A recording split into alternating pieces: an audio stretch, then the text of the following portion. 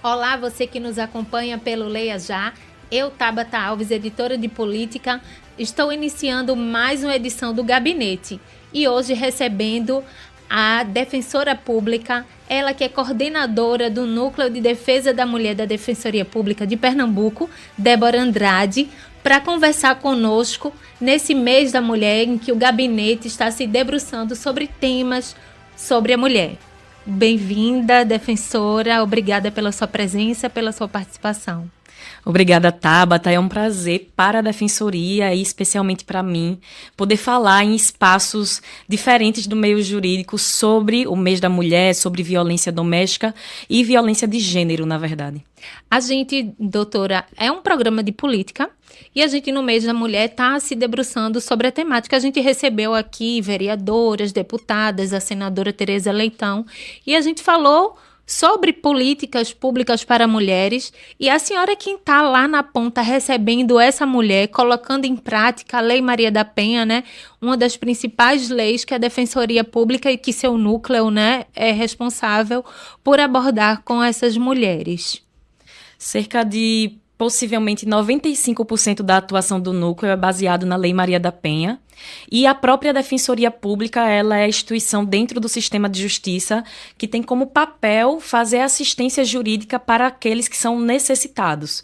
Essa terminologia necessitado, apesar de ser muito levada em conta apenas um patamar, um requisito jurídico, econômico, na verdade, isso já é reinterpretado como diversas formas de vulnerabilidade são capazes de autorizar a atuação da Defensoria Pública. E o gênero é uma das formas que, por nós mulheres estarmos mais expostas à violência, que faz com que o núcleo da mulher atue em qualquer caso, independente da mulher ter condição financeira ou não, para promover os seus direitos. Então, apesar da Defensoria Pública ser muito ligada à questão de hipossuficientes econômicos, nós, no Núcleo da Mulher, atuamos em qualquer caso que haja violação dos direitos das mulheres.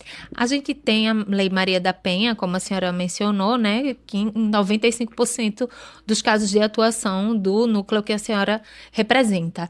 E a gente está há 18 anos com a Lei Maria da Penha, que é das leis assim mais de ponta no mundo, né, sobre o assunto. Mas a gente tem ainda índices alarmantes, né, doutora? A gente tem aí 21 milhões de mulheres que indicam, sobre pesquisa recente da Datafolha, né, de que sofreram essas violências e uns 40% de mulheres que não denunciaram, né, esse tipo de violação. Como é que chega na Defensoria Pública essas mulheres? Como é que vocês recebem essa demanda? Normalmente, as mulheres que nos procuram, elas já têm uma medida protetiva, mas não é essa a única atuação do núcleo. Quando existe uma situação criminal, é comum que realmente a primeira porta de entrada da mulher seja ela procurar a delegacia especializada, que é a DEAN, que hoje está no Rosarinho, e que lá já façam um pedido de medida protetiva para ela e façam um registro do boletim de ocorrência. Quando a juíza da vara de violência doméstica defere, concede essa medida protetiva, ela vai receber uma intimação informando que a partir de agora ela está resguardada, né, de uma possível aproximação do agressor e que também tudo que ela precisar falar ou atuar em causa jurídica, ela deve procurar um advogado ou a Defensoria Pública no núcleo da mulher. Então, apesar dessa mulher entrar pela porta de entrada do criminal, nós atuamos em todas as demandas que ela precisa ingressar na justiça para resolver a situação de violência dela. Muitas vezes é uma ação de guarda unilateral, muitas vezes é uma ação de alimentos, pensão alimentícia, divórcio, partilha de bens, reintegração de posse. Então, são muitas as demandas que a gente pode promover, que muitas vezes é o que vai assegurar ela manter a sua medida protetiva ativa.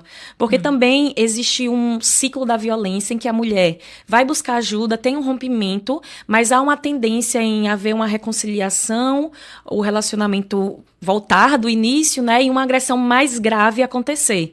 Então, muitas vezes, essa independência dela, seja financeira, seja das questões de bens, seja, inclusive, de determinadas situações que possam ser utilizadas as crianças para atingi-la, é que a gente tenta resguardar essa mulher que nos procura.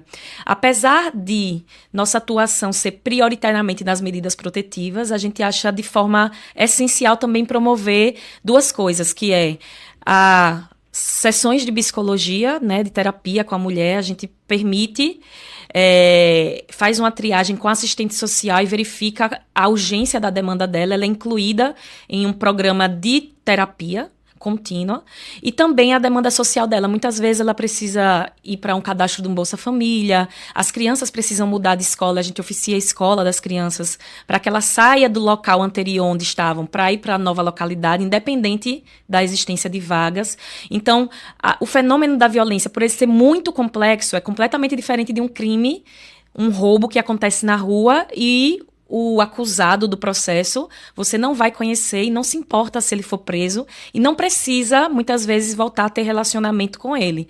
Já na questão da violência doméstica, o acusado, o agressor, ele pode ser uma pessoa do seu convívio, seu pai, seu irmão, pode ser o seu cunhado, pode ser o seu filho, muitos casos que a gente encontra de mães que são agredidas, ou pode ser uma pessoa que é o pai dos seus filhos e acaba que, em um longo prazo, vai acabar ocorrendo uma necessidade de resolução de questões difíceis, né, familiares. A gente, na Lei Maria da Penha, doutora, a gente tem vários aspectos, né?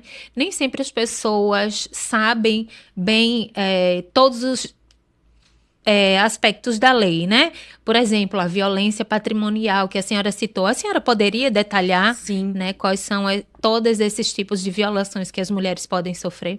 Sim, lá no artigo 7º da lei, ele fala 5 tipos de violência e são exemplificativos, certo? Podem surgir com o desenvolvimento da sociedade, da tecnologia, outras formas, mas hoje a previsão da lei é violência física, que normalmente não existe dúvida, é aquilo que, né, agride o corpo, sangra, deixa roxo, puxão de cabelo. Tem a violência que é a moral, que é baseado em um tipo de depreciação da mulher, xingamentos. Existem determinados termos pejorativos que são sempre utilizados para as mulheres, assim quando existe um tipo de separação não amigável, né? E a gente promove, por exemplo, as ações penais de injúria, calúnia e difamação, que são os 3 principais crimes contra a honra, e que precisa que a mulher entre com a demanda, porque é uma ação considerada privada. A polícia jamais vai promover essa ação diretamente para o Ministério Público. Existe a violência que é a sexual, que muitas vezes é normalizada porque a mulher pressupõe que dentro do casamento tem um dever marital, sexual, quando na verdade o crime de estupro, ele não exige que a pessoa não seja esposa ou esposo, que não existe uma relação anterior, basta que não haja consentimento. Então, muitas vezes, ou o sexo forçado, ou o sexo com a mulher desacordada, por ter ingerido algum tipo de medicamento, ou ainda quando ele impede a utilização de métodos contraceptivos, é um tipo de violência sexual. A gente tem, além dessas 3 que eu já citei, a violência que é a psicológica, que é qualquer ação ou omissão que gere um prejuízo emocional para a mulher. Pode ser através de perseguição, pode ser através de uma chantagem. Muitas vezes já me perguntaram se tudo que é violência é crime. E, por exemplo, uma pessoa dizer que vai se matar, isso no Código Penal não é crime. Suicídio não é crime. Porém, se ele utiliza essa fala para fazer com que a mulher permaneça no relacionamento que ela já deseja sair, isso é uma violência psicológica. Então, além dessas 4, a última é a violência patrimonial, que está citada na lei, e é uma violência muitas vezes sutil, que é um controle, muitas vezes, de contas bancárias, cartões de crédito. A gente recebe muitas mulheres que no momento da separação retida a sua CLT para que ela não se insira no mercado de trabalho, que quebram o celular para que ela não tenha acesso a falar com amigos ou a perder todas as suas lembranças que têm um valor emocional, como fotos da família e dados que são importantes para ela conseguir, muitas vezes, conseguir um abrigo, conseguir contactar um parente que ela precisa de auxílio ou acolhimento naquele momento de emergência. A gente tem, assim, que o ciclo da violência, ele não se dá, vamos dizer, todo dia, o tempo todo, pode ser, é cíclico, né?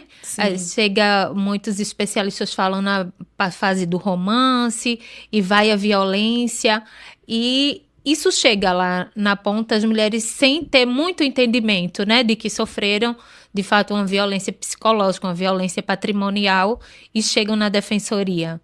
Sim, porque, especialmente talvez a patrimonial, que depois do caso de Ana Hickman ficou mais visual para as pessoas entenderem que muitas vezes não precisa você ser vulnerável, você receber menos, para ter sido subjugada ou submetida a um tipo de controle, é que as pessoas começaram, inclusive, a avaliar que muitas vezes um pai que não paga a pensão alimentícia como forma de punir a mulher, apesar do direito ser dos filhos, é uma forma de violência psicológica ou patrimonial contra aquela sua ex-companheira.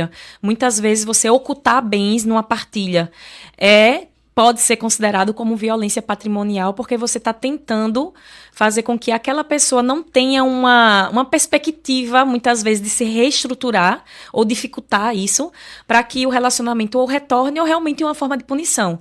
Mas quando a gente trata da violência que chega na porta todos os dias, efetivamente essa não é a que as mulheres mais trazem pra gente. É muito mais comum a violência moral, a física e a psicológica, muitas vezes através de ameaças.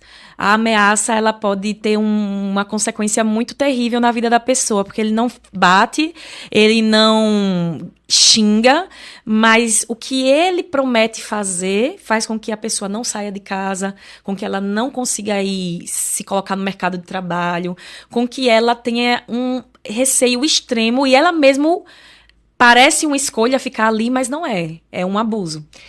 Inclusive, a senhora citando isso, lembro de uma entrevistada num especial que fiz sobre violência contra a mulher, e o ex-companheiro dela chegou a ser preso porque ele chegou na frente da delegacia com um pedaço de pau e cheio de prego e disse que ia matar ela na frente dos policiais. E ele ficou preso por 8 meses, depois teve uso de tornozeleira. Mas, assim, ela relatava que a violência psicológica foi muito mais impactante, apesar da violência física ter sido frequente no relacionamento. Sim, os graus, não tem como a gente comparar. Muitas vezes a gente pensa, mas ela nunca apanhou. Ou as mulheres podem encontrar algum tipo de dificuldade na hora do registro policial, por se sentirem que não são vítimas, porque ele só ameaçava, ele só xingava, mas ele era um bom pai. Então, existe às vezes uma tendência da gente tentar conformar, né, os comportamentos, e muitas vezes a estrutura da sociedade, da família, da igreja, faz com que a gente releve como mulher algumas coisas que no ciclo da violência elas vão se agravando. Hoje a gente fala mais do que um ciclo e que se aproxima a tendência a uma espiral. Ela começa, né, um pouco menor e com o decorrer vai se alargando a boca e crescendo e abrangendo mais direitos, violando mais direitos daquela mulher. Ou seja, não cabe só num relacionamento como esses, só vai a violência psicológica ou só vai a violência física, vai mais de uma violação dessa. Normalmente, os crimes contra a mulher, ela é multivítima. Ela é vítima de diversas formas de violência ao mesmo tempo ou gradativamente, conforme os anos vão passando e o retorno do relacionamento vai se retomando. Mas também essa gravidade, ela é uma forma de avaliação que a gente tem que a gente não separa se é possível ou não uma medida protetiva a partir da gravidade. Basta um único ato para a gente fazer o requerimento, mas as mulheres que a gente encontra já sofreram todos os tipos de violência normalmente. Elas já nos procuraram porque chegaram no ápice em uma situação tão grave que extrapolou muitas vezes até os instrumentos que ela tem de resolver dentro de casa, com uma amiga, com um familiar.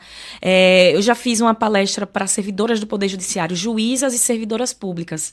O percentual de violência doméstica entre essas mulheres não é diferente do percentual da classe trabalhadora comum, de pessoas que não são ligadas ao judiciário. Porém, elas requerem menos medidas protetivas porque elas têm no leque delas de opções, né, outras formas de resolução do conflito. E aí elas preferem não se expor e levam essa demanda para outros campos fora do direito, que nem sempre quem está, né, trabalhando 8 horas por dia, cuidando dos filhos, cozinhando, sendo a única provedora da família, vai ter essa oportunidade de deixar tão em um segundo plano, em um método alternativo de solução de conflito. A gente tem, né, no índice de desigualdade de gênero, que foi medido em 191 países, o Brasil ocupa a 94ª posição, né? Isso também leva a esse dado alarmante de violência contra a mulher? Sim, e no Brasil hoje, segundo a pesquisa que até a senhora citou no início, a cada 2 segundos uma mulher é vítima de violência. A média no Brasil, uma a cada 3 mulheres que são questionadas já sofreram historicamente violência doméstica e familiar. O Brasil, ele tem uma cultura de violência que ele é há 15 anos o país que mais mata pessoas trans. Então, nós, apesar de sermos o país do jeitinho, né, da cultura diversa, a gente tem uma intolerância a minorias muito forte. E esses dados chegam até a defensoria. E quando chegam à defensoria, quais são as principais demandas que essas mulheres, de uma maneira geral, requerem? Quando a mulher nos procura, a primeira demanda a gente verifica se ela tem medida protetiva e se ela gostaria de ter, porque nem todas nos procuram com essa intenção. Existem mulheres que nos procuram, por exemplo, para receber orientação caso elas decidam denunciar uma relação abusiva no trabalho. Caso elas, por exemplo, estão na igreja e já foram vítimas de um estupro e gostariam de saber quais seriam os meios e consequências para tomar a decisão no futuro. Mas eu acredito que se a gente for fazer um levantamento geral, a primeira medida que a gente verifica se já foi feita é a medida protetiva. Porque ela é a urgência, é o que garante a vida, é o que garante a integridade física, psicológica daquela mulher. Partindo da medida protetiva, se ela já tem essa garantia, a gente vai verificar se as ações penais dela, que são os processos que realmente vão chegar a uma sentença, que a pessoa vai ser acusada de um crime, vai tramitar, vai perder o réu primário, vai ser condenada a uma pena, que pode ser no regime aberto ou fechado. Se esses processos eles já foram iniciados, se essa mulher já tem audiência marcada, uma defensora acompanha ela nas audiências e em todos os atos do processo. Nesse mesmo atendimento, a gente verifica se ela tem pendências na seara de direito de família a serem resolvidas. Então, a gente verifica se o relacionamento era uma união estável, se ela quer reconhecer a união estável e dissolver logo em seguida, porque isso gera um efeito importante patrimonial. Tudo que foi adquirido dentro da união estável é 50% de cada um. O regime que é presumido na união estável é comunhão parcial de bens. Então, se ela, dentro daquela união, trabalhou mesmo em casa, né? Porque a gente tem um trabalho invisível do que as mulheres fazem em casa, limpar, lavar, cuidar das crianças, levar para o médico, faz com que, mesmo ela não trabalhando fora, ela tenha 50% dos bens que foram adquiridos naquele período. Mas, para isso, primeiro, ela precisa de uma ação judicial para reconhecer que durante o ano de 2010 a 2020, ela viveu em comunhão com aquele indivíduo.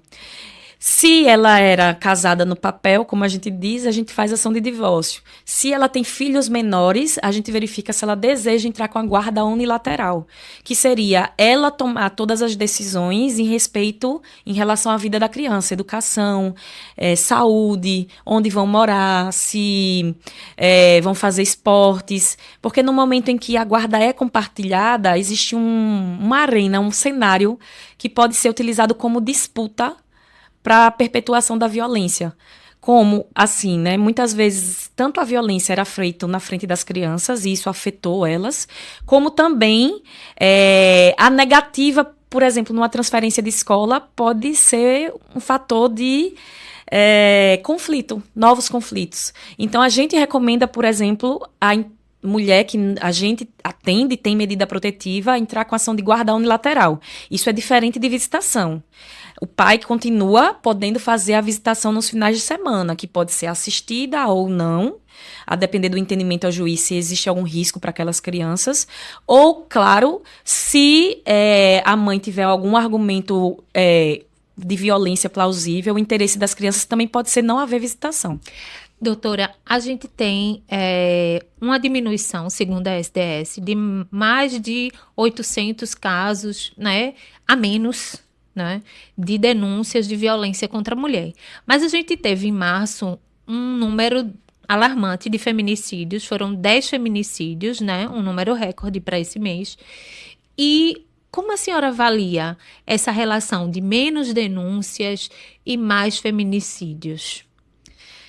Quando a gente pensa assim, tinha uma delegada da mulher que a gente sempre convivia em palestras e ela falava que a expectativa e a intenção dela ali na gestão sempre era que aumentasse até o número de boletins de ocorrência, porque isso não quer dizer necessariamente que os fatos estão aumentando, porque poderiam estar ocorrendo sempre e não havia era o registro, porque a falta de informação, a falta de confiança nas instituições, muitas vezes leva medo, a mulher, né? A proximidade desse agressor. sim, né? E a reação da família, o como ela vai ser culpada por aquilo, faz com que a mulher não registre. Então, um aumento até nos registros, ele não chega a ser um indício de aumento de crime, não é preocupante como um aumento de roubos, por exemplo, porque decorre muito da nossa educação em direitos dentro da sociedade, da confiança e do empoderamento da própria mulher.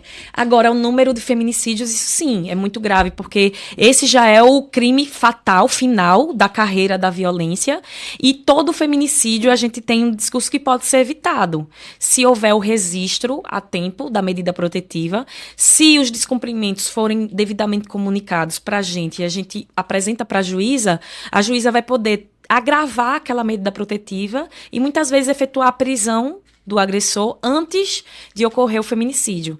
Então, é até um contraponto mesmo, é contraditório o número de registros terem diminuído e o número de feminicídios terem aumentado. Existe uma relação muito forte também, que já tem estudos comprovando que em épocas de festa, em épocas de jogos de futebol, o número de violência doméstica aumenta significativamente, seja por envolvimento de bebidas alcoólicas, ou seja pelo machismo meio estrutural, né? O cara, ele sai ali do jogo de futebol com os nervos à flor da pele, ele vai descontar na pessoa mais vulnerável que ele encontre na sua frente, que pode ser a mulher. A gente tem também, né, as situações de, como a senhora citou, né, de idosas, né, de mães que também são, esse número então aumentou de filhos que agridem as mães? Do recorte das pesquisas que eu já encontrei, não tem um recorte por idade no sentido do aumento gradual.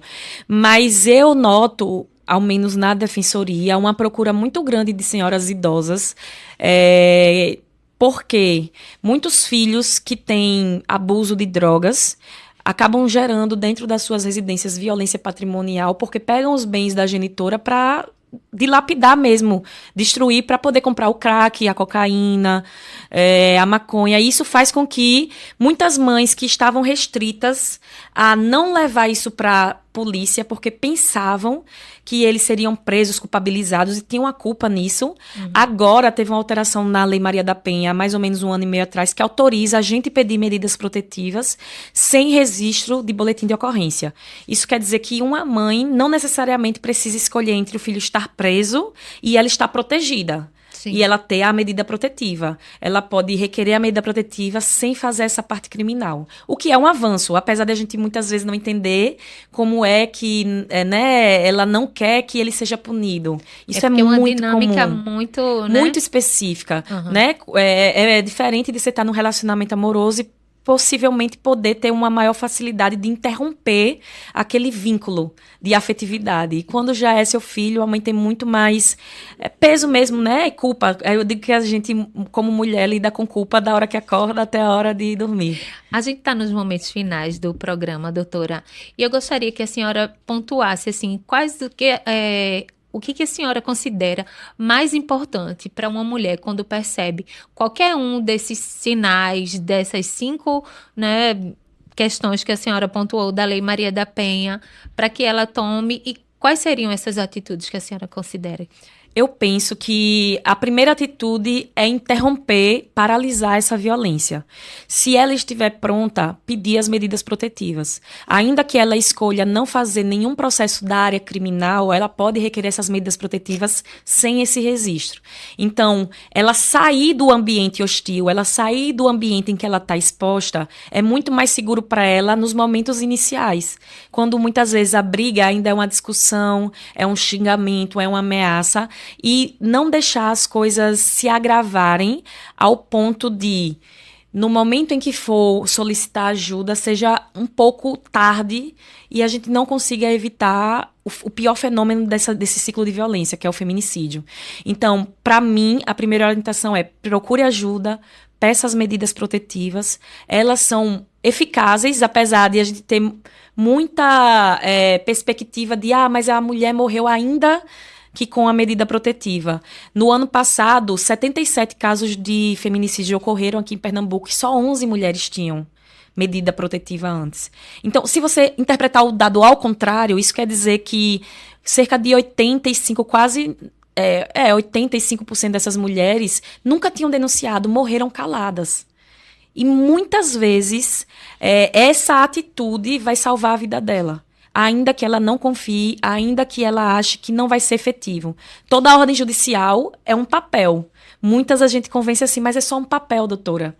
Mas toda a ordem judicial é um papel, mas aquele papel está incluído nele um poder de prender, de restringir direitos, que se não obedecido, existem mecanismos para a gente avisar para a juíza que não está sendo obedecido, para que a gente vá agravando e utilizando todos os instrumentos judiciais para tentar brecar aquela pessoa que está intencionada a fazer violência. Obrigada, doutora, pela sua presença, pelas informações. Obrigada a você que nos acompanhou no gabinete com a doutora Débora Andrade. Até a próxima.